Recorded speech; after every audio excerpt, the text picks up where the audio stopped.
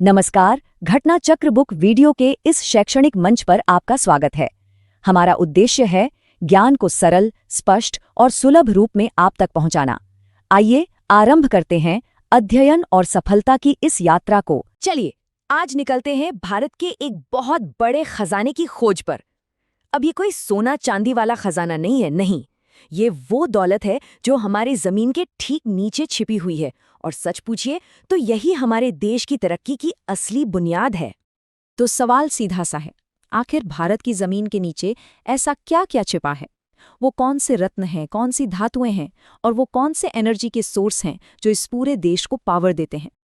हमारी ये खोज शुरू हो रही है भारत के मिनरल हॉटलैंड से। जी हाँ, छोटा नागपुर का पठार।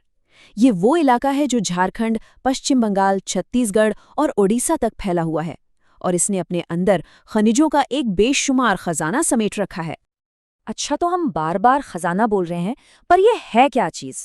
ये हैं खनिज, मतलब वो नेचुरल चीज़ें जिन्हें हम ज़मीन से खोद कर निकालते हैं। इनकी अपनी एक खास केमिकल बनावट होती है, और सबसे ज़रूरी बात, ये संसाधन लिमिटेड हैं, हमेशा के लिए नहीं है। तो चलिए अपनी खोज के पहले पड़ाव पर चलते हैं। यहाँ हम उन खनिजों को ढूंढेंगे जो हमारे देश को एनर्जी देते हैं, जिनसे हमारे घर और फैक्ट्रियां रोशन होती हैं। तो हमारे मैप पर सबसे पहला सवाल, 1 अरब से भी ज्यादा लोगों के इस विशाल देश को आखिर पावर मिलती कहाँ से है? इसका सबसे बड़ा और सबसे अहम जवाब जमीन के नीचे से ही आता है, और वो है कोयला। भारत के जो बड़े बड़े कोयला क्षेत्र हैं वो बहुत दिलचस्प हैं। देखिए, झारखंड में झरिया और बोकारो हैं, पश्चिम बंगाल में रानीगंज है, ओडिशा में तालचर है, और छत्तीसगढ़ में कोरबा। सच में ये वो जगह हैं जो देश के असली पावर हाउस हैं। और जानते हैं, इन सब में से ओडिशा के तालचेर को एक बहुत खास नाम मिला है, सिटी ऑफ ब्लैक डायमंड, यानी काले हीरे का शहर।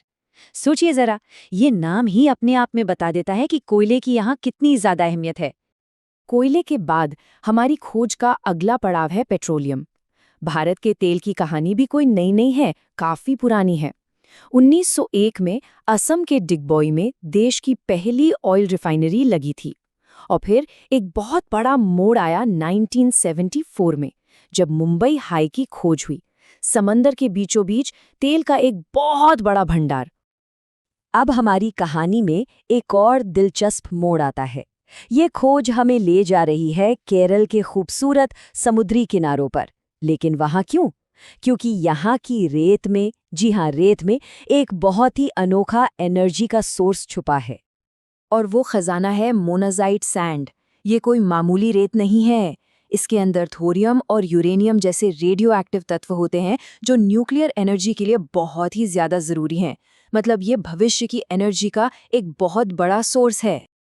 तो एनर्जी के सोर्स तो हमने देख लिए, अब हम उन खजानों की तरफ बढ़ते हैं जिनसे देश का ढांचा बनता है। मेरा मतलब है वो धातुएं जिनसे हमारे पुल, हमारी गाड़ियां और हमारी इमारतें बनती हैं।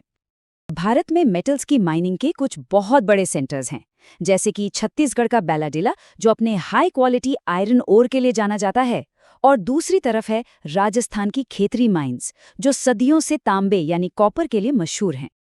तो फिर सबसे ज्यादा आयरन ओर कहाँ से निकलता है? आंकड़े बिल्कुल साफ साफ बताते हैं। ओडिशा इस रेस में सबसे आगे है, उसके ठीक पीछे हैं छत्तीसगढ़ और कर्नाटक। ये 3 राज्य मिलकर एक तरह से देश की स्टील इंडस्ट्री की रीढ़ की हड्डी हैं। लेकिन देखिए, सिर्फ अयस्क निकाल लेना ही तो काफी नहीं होता, उसे स्टील में बदलना भी पड़ता है। और झारखंड का जो बोकारो स्टील प्लांट है, वो इसी प्रोसेस का एक जबरदस्त एग्जाम्पल है। सोवियत संघ की मदद से बना ये प्लांट उसी आयरन ओर को उस स्टील में ढालता है जिससे हमारा देश बनता है।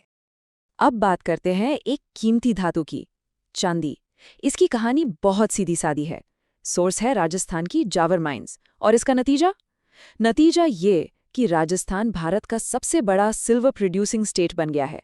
सोचिए, एक खदान ने पूरे राज्य को इस मेटल का किंग बना दिया। चलिए अब थोड़ा और आगे बढ़ते हैं और कुछ ऐसे मिनरल्स पर नजर डालते हैं जिनमें भारत की एक अलग ही पहचान है, मतलब जहां भारत दुनिया में एक बहुत अहम रोल प्ले करता है। तो यहाँ एक सवाल है, ऐसा कौन सा मिनरल है जिसके प्रोडक्शन में भारत पूरी दुनिया में वर्ल्ड लीडर है? जवाब इस नंबर में छिपा है, 80%। जी हाँ, इसका जवाब है शीट माइका। भारत अकेले पूरी दुनिया की जरूरत का लगभग 80% शीट माइका प्रोड्यूस करता है। ये सच में एक बहुत बड़ी बात है। और जब अनोखे खजानों की बात चल ही रही है, तो हम हीरों को कैसे भूल सकते हैं भला? मध्य प्रदेश का पन्ना जिला, जहां एनएमडीसी यानी नेशनल मिनरल डेवलपमेंट कॉर्पोरेशन हीरे की खदानें चलाता है। ये जगह भारत के इस कीमती रत्न का सबसे बड़ा सेंटर है। तो इस पूरी खोज के बाद अब हम अपने आखिरी पड़ाव पर हैं। आइए अब ये देखते हैं कि ये सारे खजाने मिलकर हमारे देश के इंडस्ट्रीज की नींव कैसे बनते हैं। यहाँ आकर हमारी खोज का पूरा मकसद एकदम साफ हो जाता है। देखिए, जमीन से निकला हर मिनरल किसी न किसी इंडस्ट्री की जान है।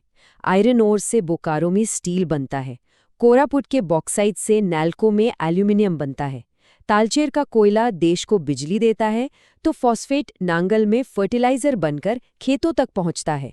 ये एक ऐसा कनेक्शन है जो कभी टूट नहीं सकता। तो कुल मिलाकर बात ये है कि ये खनिज सिर्फ पत्थर या धातु के टुकड़े नहीं हैं।